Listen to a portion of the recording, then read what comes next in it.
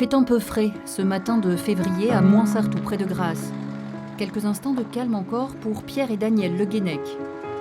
Celui qui fut l'électricien de Pablo Picasso et son épouse ont rendez-vous avec la justice et la puissante Picasso administration. Au tribunal, les héritiers du peintre les attendent. Il y a Maya, fille aînée de Picasso. Claude, l'un de ses fils, qui gère le patrimoine familial. Catherine, enfin, fille de Jacqueline, la dernière épouse de Picasso. Tous réunis dans une volonté commune, prendre possession de ce qu'ils estiment être leur bien. Un carnet de 90 croquis, plusieurs dizaines d'esquisses de dessins et de collages cubistes.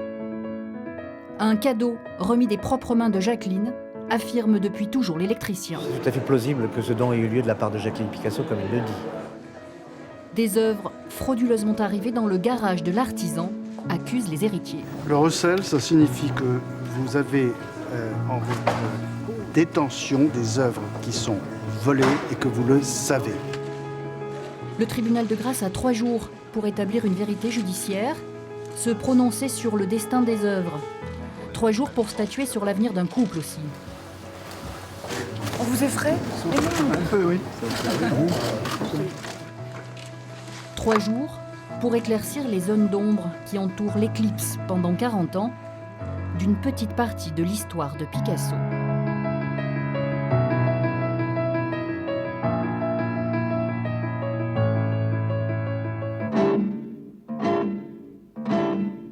Picasso a 60 ans lorsqu'il s'installe sur la Côte d'Azur avec Françoise Gillot, sa jeune compagne de 27 ans.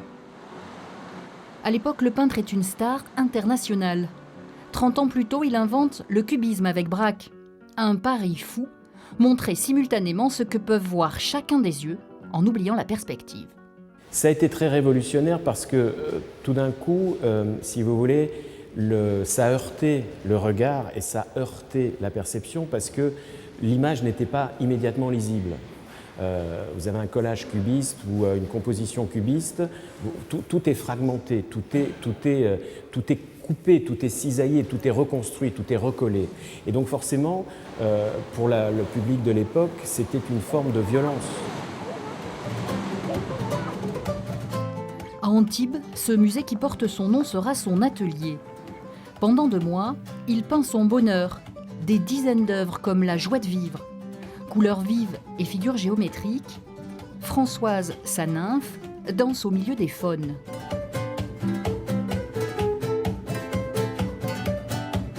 Françoise qui lui donne 2 enfants, Claude et Paloma.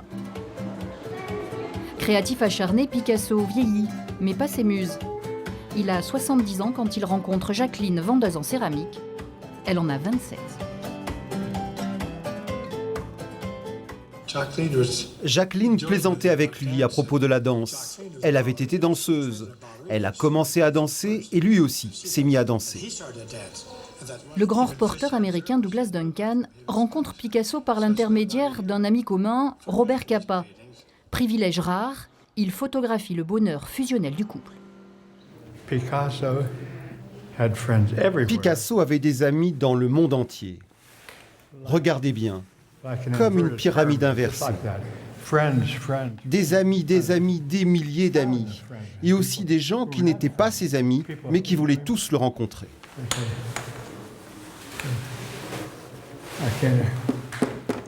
Il frappait à leur porte. Jacqueline fermait la porte à tous. Il y avait beaucoup de personnes, des professionnels qui se croyaient très importants. Et ils étaient très en colère contre elle. Elle était fantastique, juste fantastique. Elle lui a probablement donné, moi je pense qu'elle lui a donné 10, 12, 15 années de vie en plus, parce qu'elle le protégeait en fermant cette foutue porte à tout le monde.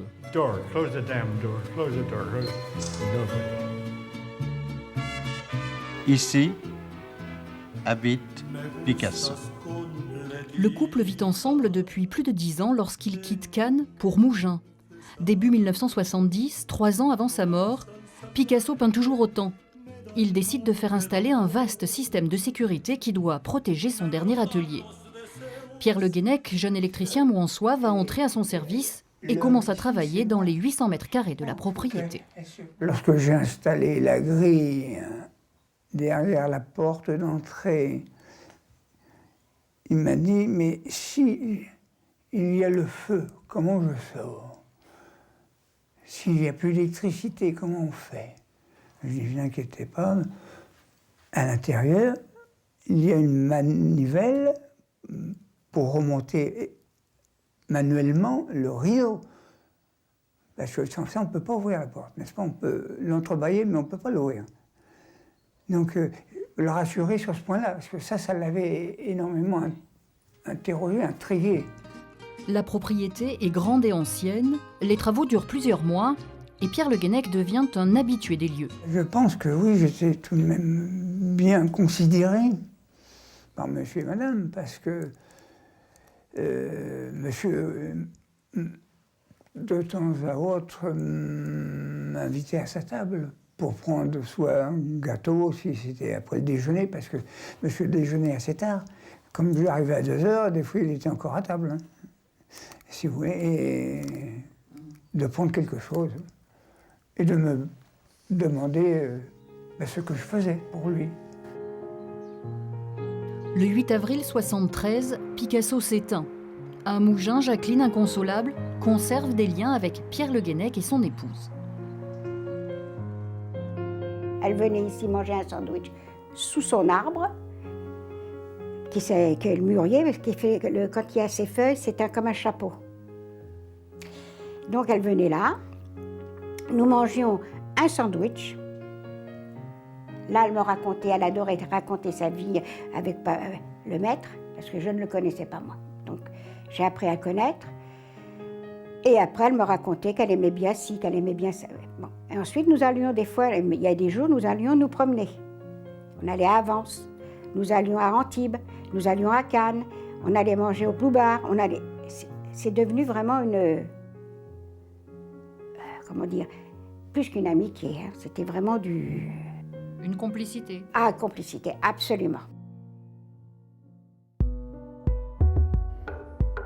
Cette proximité avec le couple ne va pas suffire à la Picasso administration pour croire, 40 ans plus tard, à l'histoire que leur raconte Pierre Le Guenec. En 2010, l'électricien très malade veut protéger ses enfants. Il contacte Claude Picasso, le fils du peintre, qui dirige la Picasso administration, seule habilité à authentifier les œuvres. Dans sa valise, un cadeau qu'il a gardé dans son garage pendant 40 ans. Un carton offert, explique-t-il, par Jacqueline Picasso lorsqu'il travaille encore pour le couple. Là, à la fin d'une journée de travail, lorsque je suis parti, je partais de la maison, du mât, dans ce grand couloir qu'il y a dans cette maison. Madame m'a appelé et m'a dit, donc je fais demi-tour, et elle m'a dit, ça c'est pour vous. Et c'est pour vous, c'est un carton? Ah oui, tout à fait. Elle m'a remis un carton. Merci madame. Et elle m'a dit au revoir, à demain. Je suis parti. En 2010, les héritiers découvrent alors 271 croquis, dessins et collages réalisés au début du siècle par Picasso. Un cadeau impossible selon eux. Il donnait en dédication les œuvres, en les signant, il les personnalisait par rapport à la personne à laquelle ou auquel était destiné le don. Donc si vous voulez, il y avait un lien entre l'œuvre, la personne qui allait recevoir l'œuvre, et puis Pablo Picasso. Ça n'existe pas. Pablo Picasso qui donne un carton entier avec 15 lithographies identiques et 10% de sa production quand il s'agit des collages cubistes, il n'y a pas de précédent. Bon, à mes yeux, ce sont des études, ça ne me paraît pas, jusqu'encore, ça ne m'a pas paru à l'époque quelque chose de très important. Ce sont des études, Vous disiez que ce n'était pas des tableaux. Alors voilà, si monsieur m'avait dit je vais vous donner une toile, ça ne m'aurait pas fait la même chose, hein, c'est sûr. Et certainement que ça, il aurait été, je pense, accroché au mur. Je pense que nos clients se sont jetés dans la gueule du loup en montant à Paris le 9 septembre 2010 pour montrer ce cadeau. C'est pas du blabla ce qu'il raconte. Il dit on l'a ouvert, on savait pas trop quoi en faire, on l'a remis là. Et je me demande en effet s'il n'a pas eu une espèce de cadeau qu'il dépasse. Mesdames et messieurs, bonjour, l'audience est ouverte. La Picasso Administration dépose plainte, les époux Le Guenec sont mis en examen et renvoyés devant le tribunal correctionnel pour recel. On verra. Comment vous avez trouvé les explications de Jean-Pierre Guenec? Toujours les mêmes. Embrouillé peut-être, ou il est clair dans sa... Comment vous le voyez? De dos. C'est pas une réponse. Est-ce que vous avez eu les éclaircissements que vous attendiez ce matin, hein? C'est lui qui a parlé. Nous avons les confirmations que nous attendions. Voilà, c'est-à-dire, maître. C'est-à-dire que rien n'est vrai, tout est incohérent. Et pour confirmer ces incohérences, accusation et partie civile ont convoqué 8 témoins. Il y a Dominique Sassy, jeune céramiste à l'époque, dans l'atelier à Valoris où travaille le peintre. Venue tout spécialement d'Espagne, la directrice du musée Picasso de Barcelone, ou encore le fils de la gouvernante du couple Picasso, aucun d'eux ne comprend un cadeau aussi inhabituel. Ma mère, il faisait des portraits chaque année, il m'en a fait aussi également, et puis il lui faisait des cadeaux sans cesse, mais tout était dédicacé et signé. La défense, elle, n'a fait citer aucun témoin, mais 2 personnes se présentent spontanément. Danielle Laxine, jeune artiste à l'époque et fille du dentiste de Picasso. Elle a bien connu le peintre et va expliquer sa générosité sélective. Les solliciteurs, les gens qui venaient le voir, ça le dérangeait tellement qu'il avait même pensé à demander au moine de l'Érins de lui laisser un local pour qu'il puisse peindre tranquillement. D'accord, donc ce que vous disiez, c'est qu'il n'aimait pas ceux qui demandaient, mais... Voilà. Et les autres, il leur donnait. Ce second témoin est le seul à proposer un témoignage précis sur Jacqueline Picasso. Mais il se présente le 2e jour du procès, trop tard pour avoir le droit d'être entendu. Vous n'avez pas été autorisé à témoigner? Non, c'est bien dommage parce que j'ai été prévenu de cette histoire en voyant la télévision qui montrait donc c'est FR3 qui passait en disant qu'il allait avoir ce procès. Alors je me suis dit, oh merde, et moi je sais beaucoup de choses et j'ai rien dit. À l'époque, Madame Picasso, elle venait me voir quand j'étais au magasin d'optique rue des États-Unis à Cannes. Et elle venait faire des tas de photocopies. Elle venait avec sa grande copine qui était Lucia Boss. C'était la femme ou l'amie de Miguel Dominguín à l'époque. Et elle me racontait des tas d'histoires de son mari, qu'il entassait des tas de dessins et de tableaux et qu'elle ne savait plus où les mettre et qu'elle ne pouvait plus mettre ses affaires. Ce qui fait que elle me disait, ou je prends tout, je brûle tout, ou je les donne. Ou je donne ses affaires, je vais me débarrasser parce que je ne peux plus faire ça. Je ne peux plus, je ne le supporte plus. Voilà ce qu'elle me disait à l'époque. C'était quelle époque? C'était, écoutez, j'avais la gérance du magasin entre 63 et 69. Donc je ne peux pas vous dire plus. Ce cadeau exceptionnel, Anne Baldassari va l'analyser à la barre. L'ex-directrice du musée Picasso à Paris est une spécialiste. Elle explique que les œuvres dans ce carton sont rangées dans un ordre bien précis. C'est scientifique et scientifiquement, vous avez dit, c'est du travail de professionnel. Oui, ben moi je pense même que ça a été fait par Picasso, le classement. Je disais que les lots qui ont été présentés, rédigés par M. Le Guenec, étaient signifiants du point de vue des contenus. Vous avez dit que c'était du travail presque qu'on reconnaîtrait muséal, c'est-à-dire préparation d'un fonds qui prépare un catalogue raisonné ou une exposition ou un catalogue. En tout cas, les lots sont signifiants dans leur contenu, ils sont cohérents. C'est pas du tout du vrac. C'est vrai que ça correspond à une logique, c'est-à-dire il y a des gravures, il y a des dessins à l'encre, il y a les mains on les met ensemble. Dans ce carton, il y a aussi un inventaire précis demandé à Pierre Le Guenec par la Picasso Administration.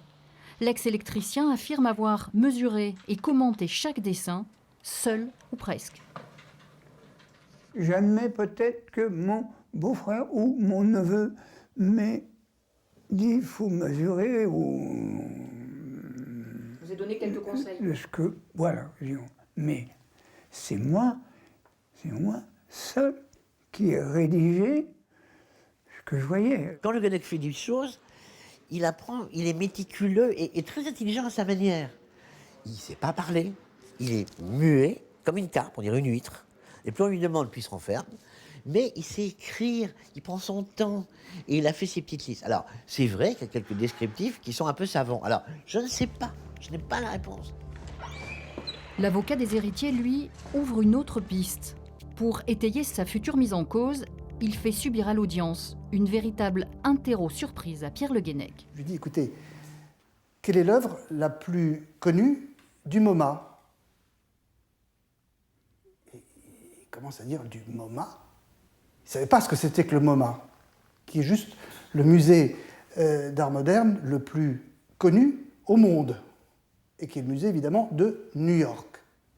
Maintenant, je vous montre un croquis, qui est ce croquis-là, qui est un inédit de Picasso. Inédit de Picasso, c'est important. Pourquoi? Il n'y a aucune référence, aucune description de cette œuvre ailleurs. Et c'est lui qui doit décrire cette œuvre. Je dis, maintenant, expliquez-moi, vous qui ne savez pas ce qu'est le MoMA, vous qui ne savez pas quelle est l'œuvre de Picasso la plus connue du MoMA, comment vous arrivez, dans votre description, à me dire études et notes au crayon sur papier dessin fin, 135 par 90 d'un arlequin, similitude avec l'arlequin de 1915, huile sur toile 183,5 par 105,2 du musée d'art moderne de New York. Et il arrive donc, à partir de ce petit croquis, il arrive à me dire que c'est ce dessin incroyable, cette peinture incroyable de Picasso, au MoMA, l'arlequin de Picasso, qui est loin d'être la peinture la plus connue de Picasso au MoMA. Et à partir de là, tout le monde voit que le mensonge est absolument sensationnel, que c'est un mensonge colossal. À l'audience, l'avocat va développer sa thèse. Selon lui, les Le Guenec ne sont que des seconds couteaux, derrière lesquels se cacheraient des spécialistes du trafic international de blanchiment d'œuvres d'art. Il est fatigué, stressé, il passe. Vous êtes fatigué, monsieur Le Guenec, après cette Non, il est très, très fatigué. Monsieur Le Guenec est probablement ce qu'on appelle, en matière de trafic de stupéfiants, une chèvre, c'est-à-dire un passeur qui était là pour passer les œuvres. Démanteler les trafics d'œuvres d'art, c'est le rôle de l'OCBC, l'Office central de lutte contre le trafic des biens culturels. Une vingtaine d'enquêteurs, policiers et gendarmes, spécialisés en histoire de l'art, qui travaillent sur des centaines de vols chaque année. Leur outil principal, Tréma, un fichier qui recense des dizaines de milliers de photos d'objets volés. Au moment de notre rencontre, ce sont des collections d'armentiels qui les occupent. On regarde les photos qui viennent de nous parvenir d'un vol assez important dans un musée. Ce sont des armes qui ont été dérobées, des armes blanches. Les photos sont excellentes. On les retravaille, on travaille le poids des photos pour les intégrer sur la base nationale Tréma. Et comme ce sont de bonnes photos où on voit bien les détails des objets, on pourra formellement bien les identifier si on les retrouve. On va donc se permettre de faire une demande d'intégration dans la base internationale Interpol. Le trafic d'œuvres d'art est l'un des plus importants après celui des stupéfiants. Pour les trafiquants, il y a une priorité, trouver une histoire qui justifie la possession de l'œuvre pour l'écouler sur le marché.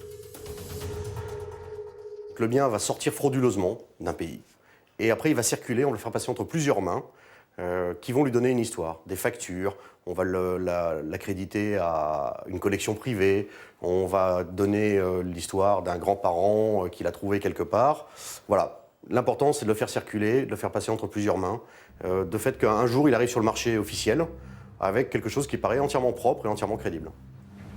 Ces mêmes enquêteurs travaillent depuis plusieurs mois sur les Le Guenec lorsqu'apparaît un élément nouveau, l'ex-électricien doit hériter d'un cousin et de son épouse, le couple Brenu. Dans l'héritage, des œuvres de Picasso.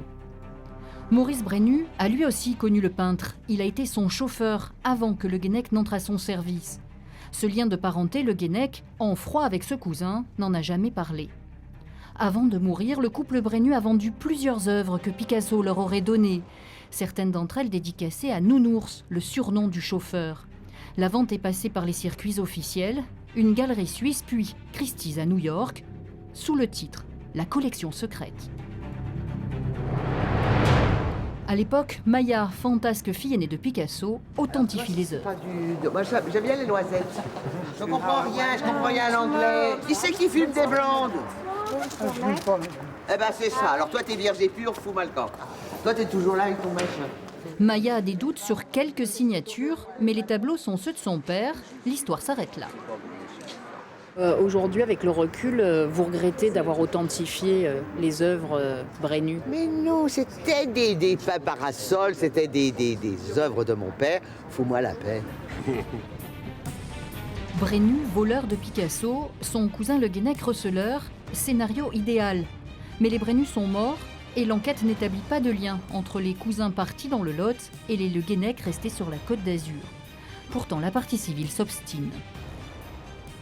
Nous avons démontré que M. Gudin était alimenté à partir de Genève en pièces de l'une des plus grandes galeries du monde. Cette mise en cause vise clairement l'avocat des Le Guenec. Maître Gudin, dans son dossier, a apporté des cartes postales échangées entre Brenu et Picasso pour montrer la générosité et la proximité du peintre et du chauffeur. Un aveu pour la partie civile de son lien avec ceux qui ont écoulé la collection secrète. À l'époque, dans le dossier Brenu, les marchands qui voulaient commercialiser les œuvres Brenu ont photographié ces cartes postales pour montrer les liens d'amitié, à quel point Maurice Brenu était un familier de Picasso. Or, ces mêmes cartes postales, elles se retrouvent dans le dossier, dans les pièces de Pierre Le Guenec. Comment sont-elles arrivées là ?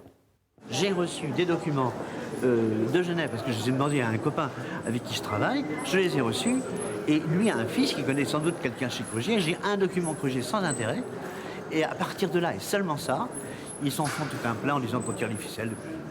Voilà, j'ai répondu en ce qui me concerne. C'est une analyse de pièces tout à fait surprenante qui est faite au début des débats et qui veut finalement aiguiller le procès vers une autre piste, comme si on se raccrochait à une bouée de sauvetage, parce que tout le monde l'a compris, la piste Brenu a été abandonnée, puisqu'il y a eu un non-lieu partiel sur ce point. Trouver un voleur pour accréditer la thèse du recel, qui n'est que la détention d'œuvres frauduleusement acquises, est essentiel. Lorsque la Picasso administration découvre l'existence des œuvres 40 ans après les faits, le vol est prescrit. Pour attaquer Le Guenec, ne reste que le recel. Sans le vol, le scénario est incomplet. J'étais le chaînon manquant pour eux. Parce qu'ils ont vu l'opportunité fabuleuse que ça leur donnait de faire un lien entre la famille Brenu et la famille Le Guenec, puisque j'aurais été, moi, du côté des Brenu depuis le début, du côté d'une galerie Kruger qui aurait vendu du Brenu autrefois, et ça leur permet de dire, vous voyez, il y a un lien. Vous n'êtes pas piloté par Genève. Ah non, ça, je ne suis pas piloté par Genève. D'ailleurs, si j'étais piloté par Genève, je serais à la Bastille Saint-Antoine et pas à l'hôtel Ibis de Montsartou. Face à ces mises en cause surprises, le tribunal peut interrompre le procès et demander un complément d'enquête, mais personne ne semble le souhaiter. Le procureur, dans son réquisitoire, annonce que dans cette affaire, la justice ne saura jamais toute la vérité. Il requiert le maximum, 5 ans d'emprisonnement, mais avec sursis, pour un délit commis au préjudice de l'humanité. Sous le choc, Pierre Le Guenec a la parole en dernier, et ses propos ne dissiperont pas l'impression qu'il existe encore dans cette affaire des ombres au tableau. Quels que soient les gens qui m'accusent, je leur en veux pas. Ils ont fait ça. Parce que je connais pas leur raison, parce qu'il y avait d'autres méthodes qui auraient été plus simples que de passer à la justice. Alors, si c'est leur façon de faire, leur manière de procéder, j'en veux pas. J'en veux à personne.